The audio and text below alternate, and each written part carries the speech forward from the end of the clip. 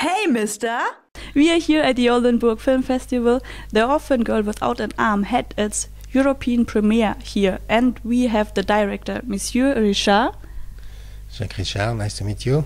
Nice to meet you too. Like, my first question is, you started to work on the movie in 1996, I heard. So it took you a lot of time for the whole project.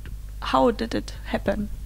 It's because that film is quite original, and it was not easy to convince producers and distributors and television to do it.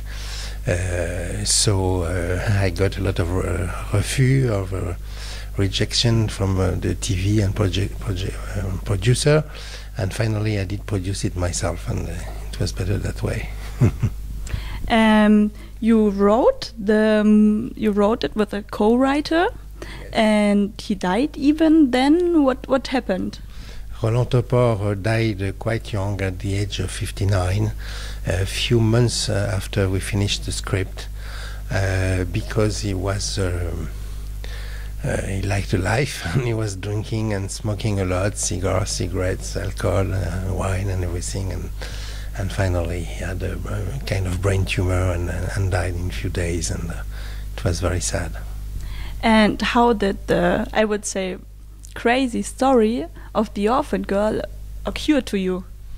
I wanted to work with Roland Topor for a long time because I admire very much the film of Polanski, The Tenant, that was made from a book of Topor, and I really wanted to work with Roland Topor for a very long time, and so I went to see him once after a play of him in a theater, and we had a drink, and I proposed my two ideas. That was to make a film on a man with just one arm, and another man who had been a collection guy, a collectioner that make a collection in a museum. So he likes very much the two ideas. He thought it was quite funny, but he proposed me right away to change the character of the guy with one arm into a girl with one arm. He thought it was more funny and more sexy to imagine a girl pretty but just one arm. And how did you do it that she has only one arm? Like, was it a technical trick, or does she have really one arm? I searched for an actress with one arm at the beginning, and I saw a couple of them, but these poor girls often had an accident, and so they have just a part of one arm. And this is not what we wanted with Roland Topor. We wanted to find a girl which has no arm at all in one side. That means something quite soft and sweet, and something which is not frightening, but something could be even more attracting, like a kind of a sculpture, you know, like the sculpture of Brancusi, who are very sweet to touch. And I didn't find a girl like that, so I decided to take an actress and to make a trick. I was afraid at the beginning we would have to do it with special effects, which is quite expensive for a feature film. But finally we did, as Todd Browning did himself with his film The Unknown, where there is a man with no arm, and that was in 1930s, and they didn't have any special effects at that time. So we did it the same, some very simple way to do it. That means the girl has her arm behind her or in front of her. That depends on the angle of the camera. And the result was quite good, and finally we did the whole film this way. And how did you work as a director? How did you prepare your actors for their roles? I think the first important point is to choose properly the actor for the character we ask them to play.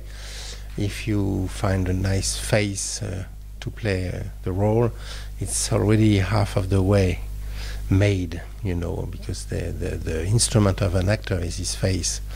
So Dominique Pinon or Pasquale Dinka or Noémie Merlan has exactly the faces that I would have drawn them if I was a painter. And after that we talk a lot all together of the style of Roland Topor and the idea we had of the film, and they understood it, and they like it quite a lot, and it was not so difficult after that to get into the proper character. Now the movie is in black and white, but I heard that the publisher or the producer wants to change it into color when it comes out to the cinemas. Not the producer, because I am the producer, but the distributor in France and the seller guy who sells the film for foreign countries thinks that in nowadays the people doesn't like the black and white, and they ask me to make a color version. Indeed, this is not the public who are afraid of the black and white. I think the public sometimes likes it very much.